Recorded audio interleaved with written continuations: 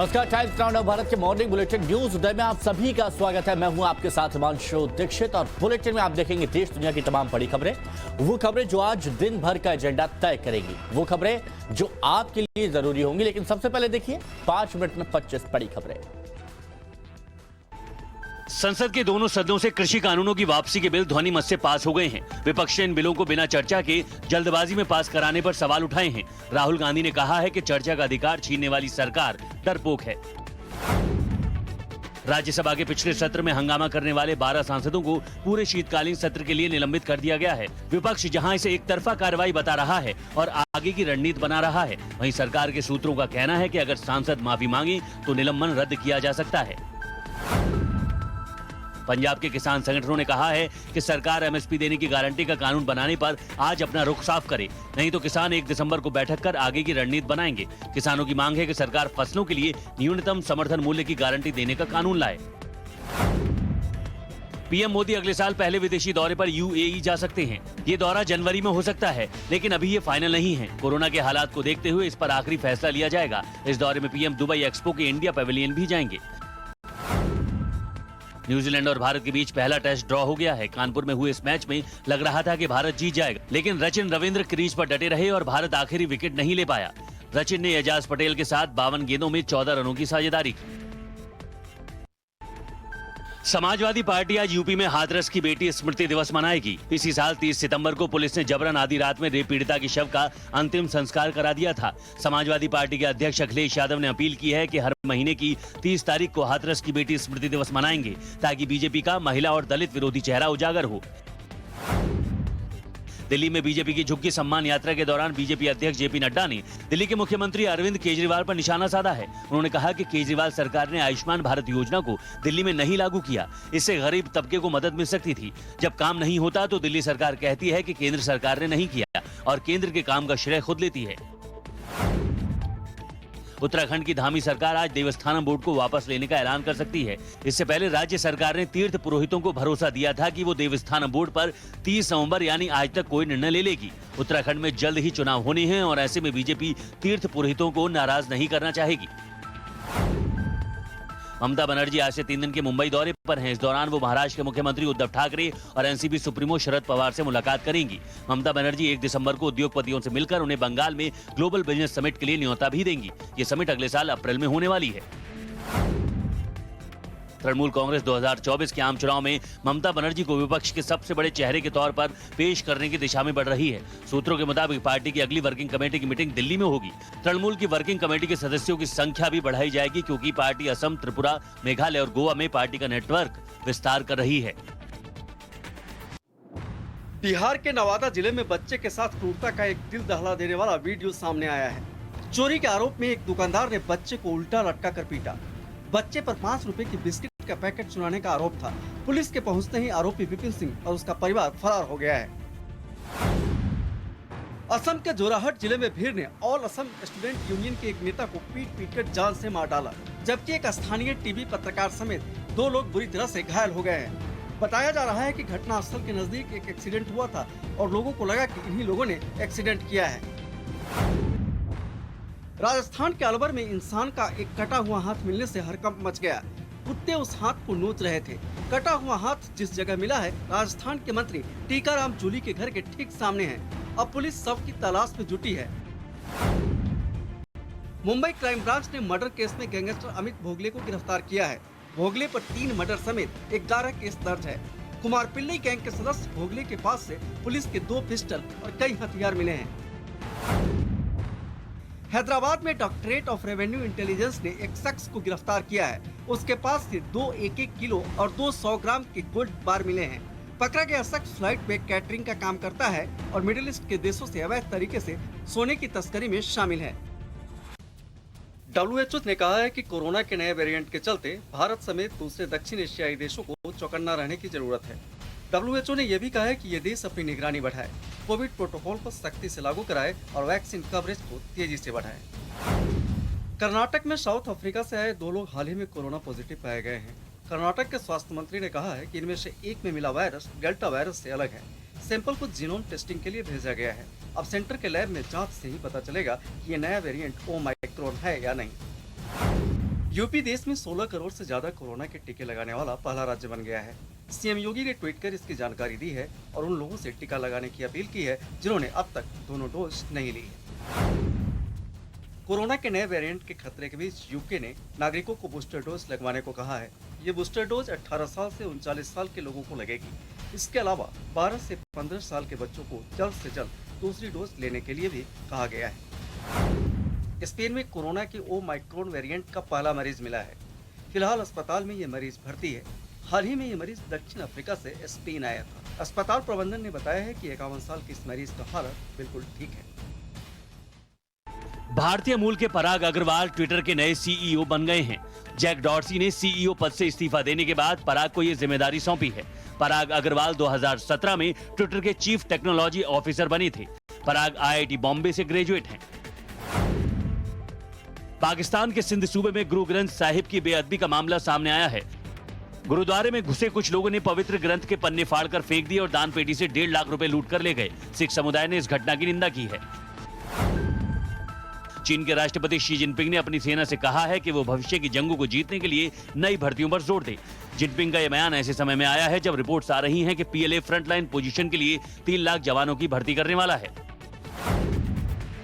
रूस की नेवी ने हाइपरसोनिक मिसाइल का परीक्षण किया है। युद्धपोत से दागी गई इस मिसाइल ने 400 किलोमीटर दूर टारगेट को हिट किया। रूस इस सीरीज की और भी मिसाइलें बना रहा है जो 1000 किलोमीटर तक मार कर सकें। साउथ अमेरिकी देश पेरू में भूकंप के बाद मलबे में दबे लोगों को बाहर निकालने की कोशिशें जारी हैं। 7.5 तीव्रता वाले इस भूकंप से कई घर गिर गए। कुछ जगह तो जमीन पर बहुत चौड़ी दरारें भी आ गईं। स्थानीय लोग खुद राहत और बचाव के काम में जुटे हुए हैं।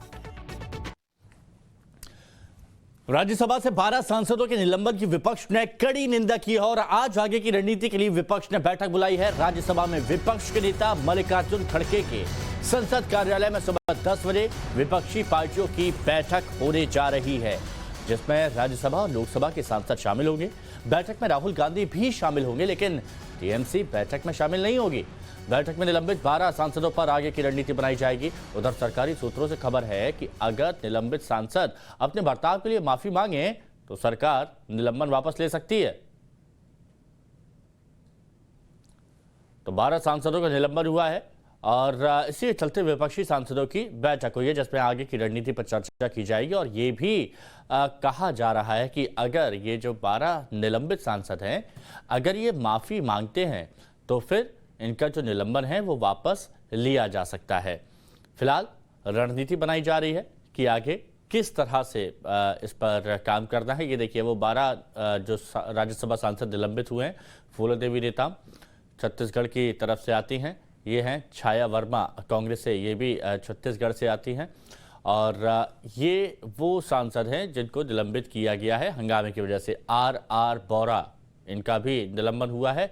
राजमणि पाटिल कांग्रेस से सांसद हैं राज्यसभा के, जो कि निलंबित किए गए हैं। सैयद नासिर हुसैन, ये भी कांग्रेस के सांसद जो निलंबित किए गए हैं। और ये क्यों निलंबित किए गए? क्योंकि देखिए, वो जो हंगामा हुआ था पिछले सत्र के दौरान, उसके चलते इनको निलंबित किया गया। अखिलेश प्रसाद सिंह, ये भी कांग्रेस के सांसद हैं, इनको निलंबित किया गया है। शांता छेत्री टीएमसी की जो सांसद हैं, इनको निलंबित किया गया है।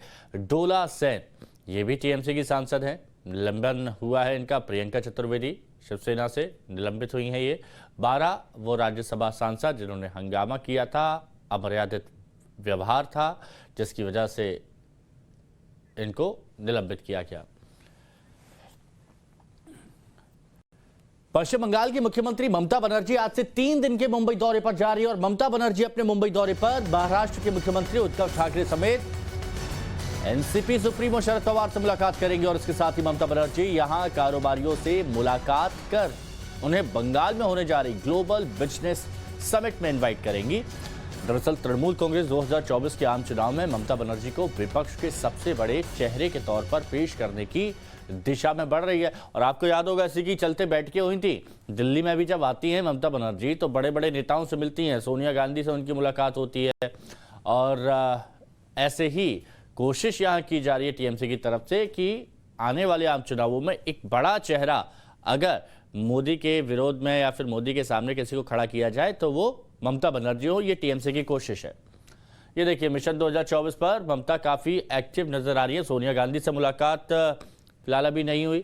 उद्धव ठाकरे से मिलेंगी ममता बनर्जी। आज भी विपक्ष की बैठक से दूरी बनाई है और सोमवार की बैठक में से टीएमसी का किनारा कर लिया गया है।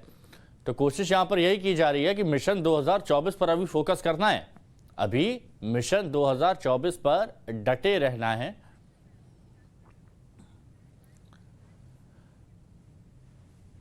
ट्विटर के नए बॉस अब पराग अग्रवाल होंगे। 16 साल बाद ट्विटर के सीईओ पद से जैक डॉर्सी ने इस्तीफा दे दिया है। ट्विटर के बोर्ड ने पराग अग्रवाल की नियुक्ति को मंजूरी दे दी है और पराग अग्रवाल ने साल 2011 में ट्विटर ज्वाइन किया था। साल 2018 में उन्हें कंपनी का सीटीओ बना दिया गया। महज 10 साल के कम अंतराल में वो इस कंपनी में सीईओ वो बन गए। और पराग ने अपनी इंजीनियरिंग की पढ़ाई आईआईटी बॉम्बे से की थी। इससे पहले वो AT&T, याहू और माइक्रोसॉफ्ट में काम कर चुके हैं और इस समय दुनिया के टॉप MNC की कमान भारतीय और भारतीय मूल के लोगों के पास है। चलिए आपको बताते हैं कि दुनिया की बड़ी कंपनियों के पास इस समय कहां इंडियंस काम कर रहे हैं। तो ये देखिए, सुंदर पिचाई ये अल्फाबेट कंपनी के बॉस हैं और इंडियन बॉस के दमदार वो चेहरे हम आपको बता रहे हैं। मास्टर कार्ड के boss Ajay Pal Singh, company master card और कंपनी अडोब, यहाँ पर आप देखेंगे तो शांतनु नारायण ये भी भारतीय हैं। और माइक्रोन टेक्नोलॉजी के संजय मेहरोत्रा भारतीय मूल के, ये भी इनका दबदबा साफ नजर आ रहा है। राजीव सूरी कंपनी है नोकिया, जो आमतौर पर ज़्यादातर लोग मोबाइल में इस्तेमाल करते हैं, एक क्रांति लाए था मोबाइल जगत में। अरविंद कृष्णा IMB के बॉस अधिकारी, टीम को लीड करते हैं। लक्ष्मण नरसिम्हन ये रैकेट बैंकिजर के बॉस हैं, कंपनी जो विश्वविख्यात है। और साथ ही अब नया चेहरा पराग अग्रवाल कंपनी ट्विटर जिम्मेदारी संभालेंगे और ये बताता है कि भारतीय मूल के लोगों की क्या दबदबा अब देखने को मिल रहा है अंतर्राष्ट्रीय स्तर पर। चलिए अब आपको दिखाते हैं राज्यों की कुछ बड़ी खबरें। पश्चिम बंगाल की सीएम ममता बनर्जी आज से 3 दिन के मुंबई दौरे पर रहेंगी। इस दौरान वो मुख्यमंत्री उद्धव ठाकरे और एनसीपी प्रमुख शरद पवार से मुलाकात करेंगी और देश के राजनीतिक हालातों पर चर्चा करेंगी। ममता 1 दिसंबर को मुंबई में उद्योगपतियों से मुलाकात करेंगी और उन्हें अगले साल अप्रैल में होने वाले बंगाल ग्लोबल बिजनेस समिट में आमंत्रित करेंगी। मुख्यमंत्री का लक्ष्य राज्य में निवेश को आकर्षित करना है। इस दौरान ममता के साथ उनके भतीजे और सांसद अभिषेक बनर्जी भी मौजूद रहेंगे। ममता बनर्जी टीएमसी का राष्ट्रीय स्तर पर विस्तार कर रही है, जिसके मद्देनजर वो लगातार अलग अलग जगहों का दौरा कर रही है। मुंबई दौरे में ममता बनर्जी मशहूर सिद्धिविनायक मंदिर के दर्शन भी करेंगी।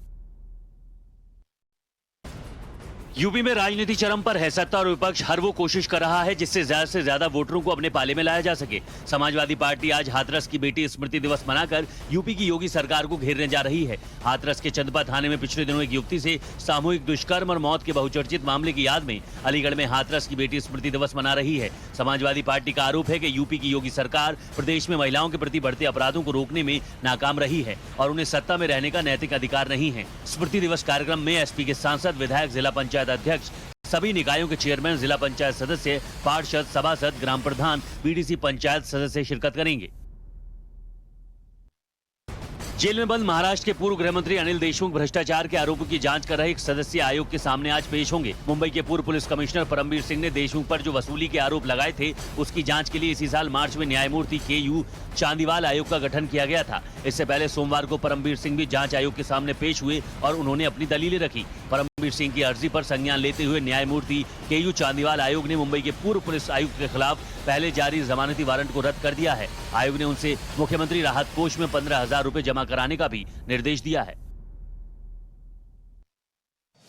उत्तराखंड विधानसभा चुनावों से पहले देवस्थानम प्रबंधन कानून बीजेपी के लिए बड़ी चुनौती बनता जा रहा है। पंडा पुरोहितों की नाराजगी चुनावों में पार्टी पर भारी पड़ सकती है। लिहाजा प्रदेश की धामी सरकार आज देवस्थानम बोर्ड वापस लेने का ऐलान कर सकती है। देवस्थानम बोर्ड कानून को लेकर विपक्षी दल लगातार बीजेपी पर निशाना साध रहे हैं और साधु संत भी लगातार विरोध जता रहे हैं। सितंबर 2019 में त्रिवेंद्र सिंह रावत के नेतृत्व वाली बीजेपी सरकार ने 4 धाम देवस्थानम प्रबंधन अधिनियम 2019 के तहत बोर्ड का गठन किया था, जिसके जरिए सरकार ने चारों धामों बद्रीनाथ, केदारनाथ, गंगोत्री, यमुनोत्री के अलावा 51 मंदिरों का प्रबंधन अपने हाथों में ले लिया।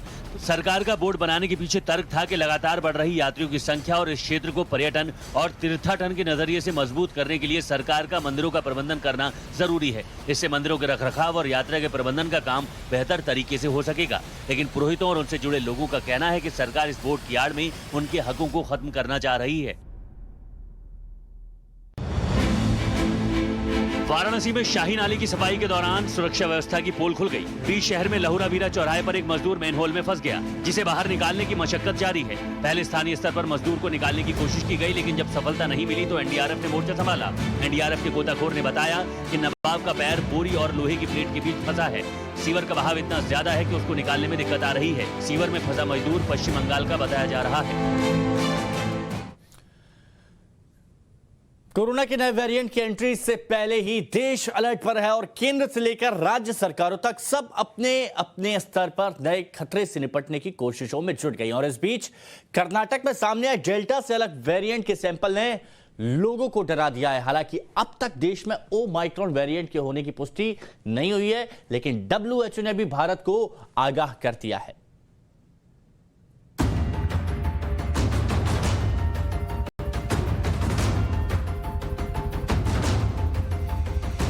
क्या देश में ओमाइक्रॉन ने एंट्री मार ली है?